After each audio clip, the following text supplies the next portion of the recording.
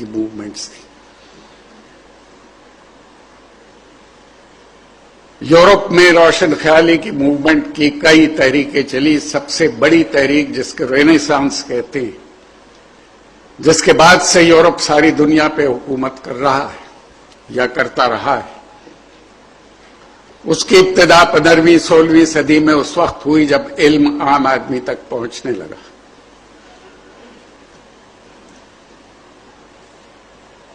اور اس علم کا پہنچنا پرنٹنگ پریس کی ایجاد سے ریلیٹڈ تھا، کیونکہ پرنٹنگ پریس کی ایجاد ہونے سے پہلے علم زبانی پہنچا کرتا تھا لوگوں تک. نئے خیالات، نئے آئیڈیاز، نئے فلسفے زبانی لوگوں تک پہنچتے تھے. اور تاریخ اس بات کی گواہ ہے کہ ہر حکمران نئے خیالات اور نئے فلسفوں کا مخالف ہوتا ہے، کیونکہ نئے خیالات، نئے فلسفے ان کے اقتدار کے لیے خطرہ ہوا کرتے. تو جب زبانی علم ترسیل کیا جاتا تھا، جب زبانی لوگوں تک پہنچایا جاتا تھا، اس وقت اس کا روکنا حکمرانوں کے لیے بہت آسان تھا. حکمران ایسے شخص کو جیل میں ڈال کے بھول جاتے تھے، مدتوں جیل میں پڑا رہتا تھا. اس کے بعد کوئی عقل مند وزیر، آج کل بھی بہت سے وزیر عقل مند ہیں ہمارے حکمرانوں کے، کوئی عقل مند وزیر کہتا تھا کسی خوشی کے موقع پہ بادشاہ سے کہ اس شخص کو رہا کر دو.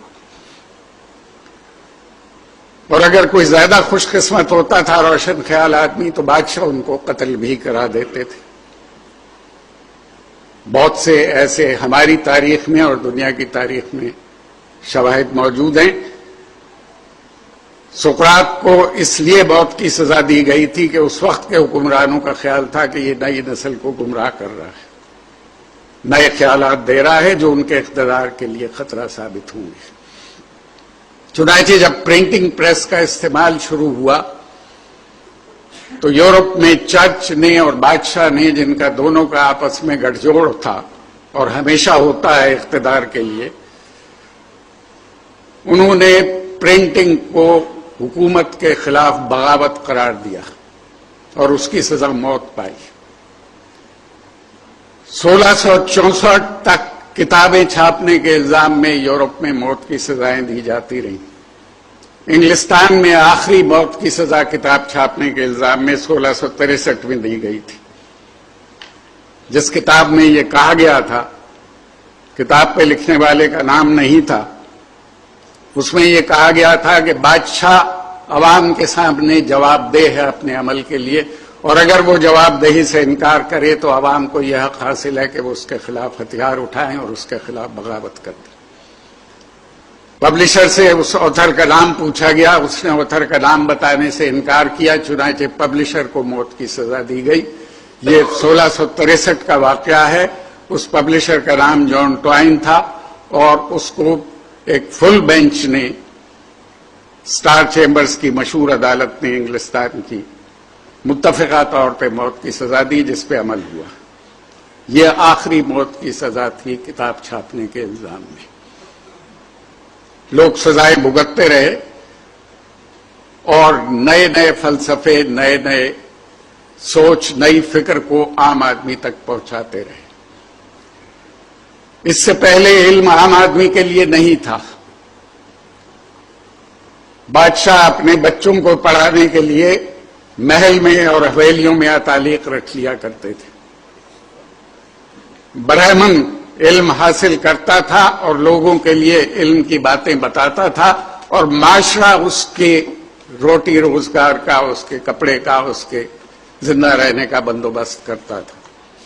باقی لوگوں کے لیے علم ضروری نہیں سمجھا گیا تھا 5000 سال پہلے ہندوستان میں. صرف برہمن کا یہ حق تھا کہ وہ علم حاصل کرے. آپ دیکھتے ہیں کہ ہمارے ہاں ہندوستان میں جو باہر سے ہمارے حملہ آور آئے اور جنہوں نے فتح کیا ہندوستان کو، بہت بڑے بڑے بادشاہ، ان کے بے شمار آثار آپ دیکھتے ہیں. قلعے ہیں، مسجدیں ہیں، مندر ہیں، گردوارے ہیں، باغات ہیں جہاں وہ سیر کیا کرتے تھے. ان کی بیویوں کے، ان کے اپنے مقبرے ہیں. ان کے پالتو جانوروں کے مقبرے ہیں. ہمیں کسی اسکول کسی اسپتال کا کوئی آثار ان بادشاہوں کا بنایا ہوا نظر نہیں آتا، کیونکہ ریاست کی ذمہ داری نہیں سمجھی گئی تھی علم دینا. تو جب کتاب نے مقبولیت حاصل کی یورپ میں، باوجود تمام تر سخت ترین سزاؤں کے، ہاتھ کاٹنے کی سزا، کان کاٹنے کی سزا اور موت کی سزا، اس سے جب علم عام آدمی تک پہنچا تو اس علم کی تحریک کو رینیسانس کی تحریک کے نام سے ہم تاریخ میں جانتے ہیں، اور لوگوں نے بادشاہ کے اختیارات کو چیلنج کر دیا. اس کے بعد اس تحریک نے ایک انڈسٹریل ریولوشن کو پیدا کیا، جس نے ایک ایسا معاشرہ تشکیل دیا جس میں میرٹ کی اور ٹیلنٹ کی قدر تھی. کیونکہ اس سے پہلے کا کئی ہزار سال کا معاشرہ جو تھا وہ صرف ایگریکلچر پہ اکتفا کرتا تھا، اور ایگریکلچر کا دار و مدار قدرت کی فورسز پہ ہے. اگر بارش نہ ہو، خشک سالی ہو.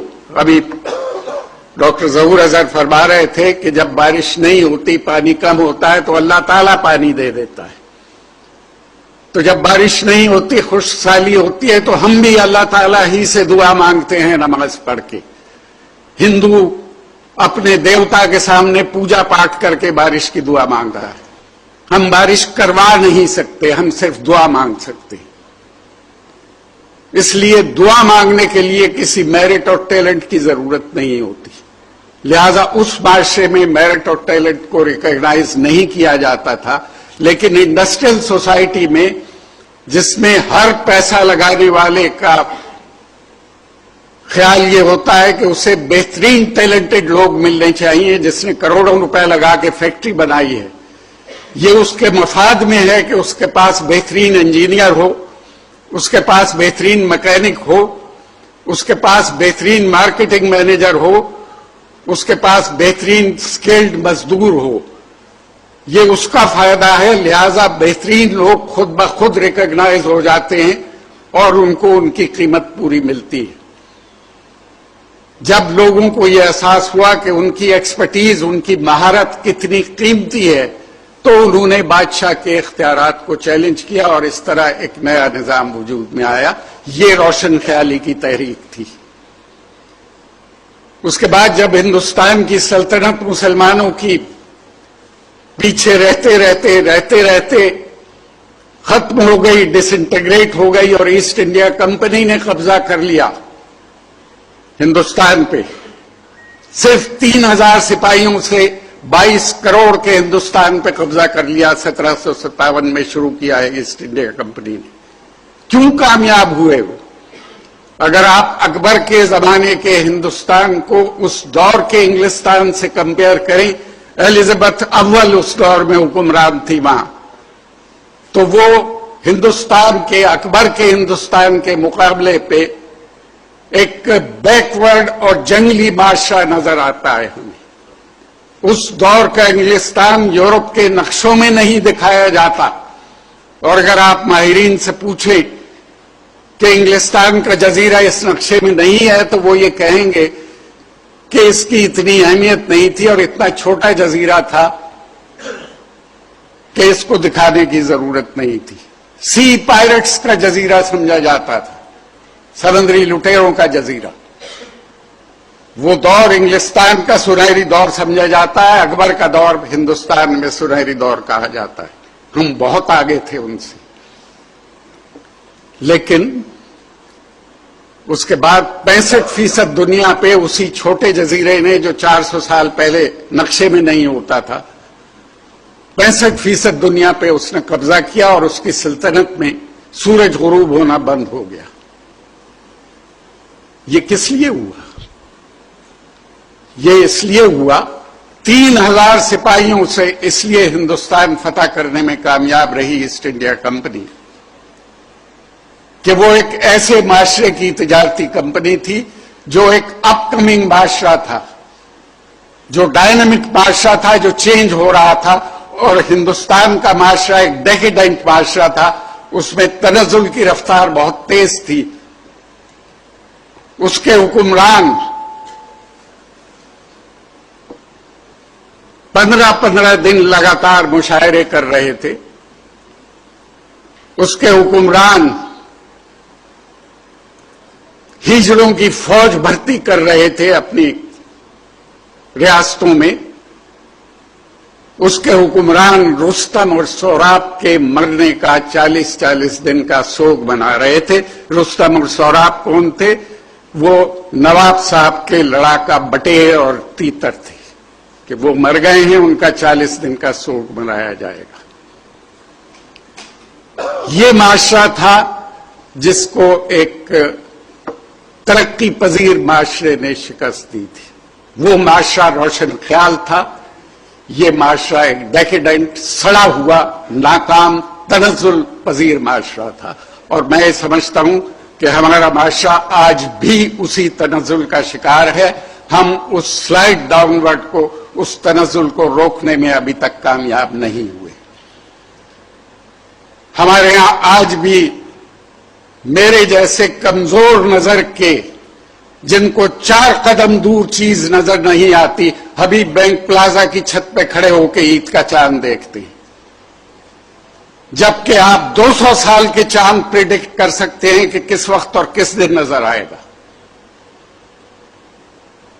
تو یہ روشن خیالی کا مطلب ناچ گانا رقص نہیں ہے، وہ بھی ایک چھوٹا سا حصہ ہے معاشرے کا. رقص اگر برا ہوتا تو جنگل میں مور کبھی رقص نہ کرتا.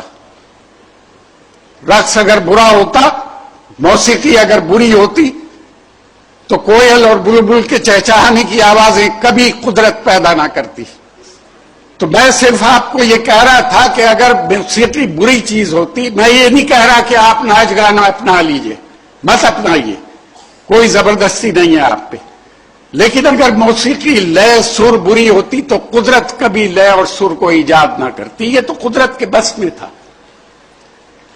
سوال یہ پیدا ہوتا ہے کہ ہمیں آج کی دنیا کا مقابلہ کرنے کے لیے ہم شکایت کرتے ہیں کہ امریکہ نے ساری دنیا کو غلام بنا لیا، خاص طور پہ مسلمانوں کو غلام بنا لیا. ہمیں اس کے لیے کیا کرنا چاہیے؟ ہمیں کیوں غلام بنا لیا؟ ہمیں اس لیے غلام بنا لیا کہ ہم دنیا کا ساتھ دینے کے قابل نہیں رہے. ہم نے علم کو صرف 1000 سال پہلے، 500 سال پہلے، 700 سال پہلے، 1500 سال پہلے یا 2000 سال پہلے کی تاریخ تک قید کر کے رکھ دیا. زمانہ ہمیشہ آگے کی طرف چلتا ہے. میں آپ سے یہ نہیں کہتا کہ آپ اپنے عقائد چھوڑ دیں. میں آپ سے یہ نہیں کہتا کہ آپ اپنے فنڈامنٹلز کو چھوڑ دیں. میں آپ سے یہ کہتا ہوں کہ آپ اپنے فنڈامنٹلز کو، اپنے عقائد کو اگر موجودہ دور کے مطابق منطبق نہیں کر سکتے تو وہ آؤٹ ڈیٹڈ ہے. اور اگر آپ کا ایمان یہ ہے جو میرا ہے کہ اسلام ہر دور کے لیے ہے، تو پھر اس کو ہر دور میں کامیاب ہونا چاہیے.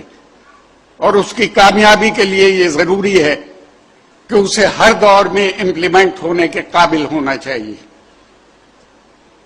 50 سال میں فلسفے آؤٹ ڈیٹ ہو جاتے ہیں. 1500 سال یا 2000 سال تو بہت لمبا پیریڈ ہے. 50 سال میں آج آپ جس مائک پہ بات سن رہے ہیں، آپ ٹیلی ویژن پہ جس پہ تصویریں دیکھتے ہیں، آپ ریڈیو جس پہ تقریریں کرتے ہیں، وہ آج سے 50 سال پہلے، وہ آج سے 60 سال پہلے آپ کو اویلیبل نہیں تھی. مسجدوں میں فساد بھی ہوئے لاؤڈ سپیکر کے استعمال پہ. ریڈیو کو شیطانی آلہ بھی قرار دیا گیا. طالبان نے ٹیلی ویژن بھی ختم کیے افغانستان سے. لیکن سوال یہ ہے کہ کیا آپ کے ان چیزوں کو ختم کر دینے سے دنیا کا رنگ بدل جائے گا؟ دنیا اپنے راستے پہ چلتی رہے گی، آپ دنیا سے پیچھے رہ جائیں گے. ہم آلریڈی دنیا سے پیچھے رہے ہوں گے. لہذا روشن خیالی کی تعریف کو سمجھنا ضروری ہے. روشن خیالی ہرگز لادینیت کا نام نہیں ہے. روشن خیالی ہرگز صرف رقص اور موسیقی کا نام نہیں ہے. روشن خیالی ہرگز دین سے دور ہو جانے کا نام نہیں ہے. روشن خیالی کا مطلب یہ ہے کہ ہم زمانے کا ساتھ دینے اور زمانے کا مقابلہ کرنے کے قابل ہوں. اور زمانے کا مقابلہ کرنے کے قابل اسی وقت ہو سکتے ہیں جب اس دور کا علم ہمارے پاس ہو جس دور میں ہم زندہ ہیں. ہم آج سے 100 سال پہلے کے معاشرے میں زندہ نہیں رہ سکتے. ہم آج سے 200 سال پہلے کے معاشرے میں زندہ نہیں رہ سکتے. ہمیں 2006 میں زندہ رہنا ہے اور ہمارے آنے والی نسلوں کو 2020 میں، 2030 میں، 2040 میں زندہ رہنا ہے. جو اس قسم کی زندگی ہوگی، اس قسم کا معاشرہ ہوگا، اس قسم کا زمانہ ہوگا. اگر اس کے مقابلے کے لیے آپ تیار ہوں گے تو آپ سرفراز ہوں گے، ورنہ پھر ایک ٹیلی فون پہ ہی کسی ملک کے سربراہ کے آپ کو اپنی پالیسیاں تبدیل کر لینی پڑیں گی. اور یہ اسی صورت ممکن ہے مقابلہ کرنا جب آپ علم میں ان کے ساتھ ہوں. اور آخری بات یہ ہے کہ جو علم روشن خیالی پیدا نہیں کرتا ہے، جو علم روشن خیال نہیں ہوتا، وہ علم نہیں ہوتا. علم کو آپ پابند نہیں کر سکتے، علم کو آپ محدود نہیں کر سکتے، اور علم کو آپ صرف یہ نہیں کہہ سکتے کہ اس کا تعلق صرف عبادات سے ہونا چاہیے. اگر صرف عبادات ہی مقصد ہوتا تو ہندو جوگیوں کی طرح آپ جنگل میں جا کے جھوپڑی ڈال لیجئے، اللہ تعالیٰ سے لو لگا لیجئے اور جتنا چاہیں آپ عبادت کرتے رہیں وہاں بیٹھے. مگر میرے خیال میں اس کی تو آپ کو اجازت نہیں دی گئی یا مشورہ نہیں دیا گیا. آپ کے لیے دنیا اتنی ہی امپورٹنٹ ہے جتنا آپ کا خدا سے تعلق ہے، اور اس خدا سے تعلق کو آپ کے دنیا میں کامیابی کا ذریعہ بننا چاہیے. اور وہ اسی وقت ممکن ہے جب آپ اپنے عقائد کو، جب آپ اپنے فیتھ کو، جب آپ اپنے ایمان کو اس قابل بنائیں گے کہ وہ آج کی دنیا میں امپلیمنٹ ہو سکے اور دنیا دیکھ سکے کہ یہ قابل عمل فلسفہ ہے. صرف باتیں کرنے سے مسائل حل نہیں ہوا کرتے. لہذا میری درخواست یہ ہے کہ روشن خیالی کے معنوں کو سیاست سے الگ کر کے دیکھیے، اور روشن خیالی کی مخالفت صرف اس وجہ سے نہ کریں کہ روشن خیالی کا نعرہ ایک فوجی ڈکٹیٹر نے لگایا ہے جس نے ناجائز طور پہ حکومت پہ قبضہ کیا ہے، لہذا اس کی مخالفت ہم پہ فرض ہے. وہ جس روشن خیالی کی بات کرتا ہے اس کو ضرور کریٹیسائز کیجئے، مگر روشن خیالی جو صحیح روشن خیالی ہے اس کے بغیر ہمارے معاشرے کی ترقی اور فلاح ممکن نہیں ہے. آپ کا بہت بہت شکریہ کہ آپ نے صبر سے وہ خیالات سنے جن سے شاید آپ کی اکثریت کو اتفاق نہ ہو. Thank you very much.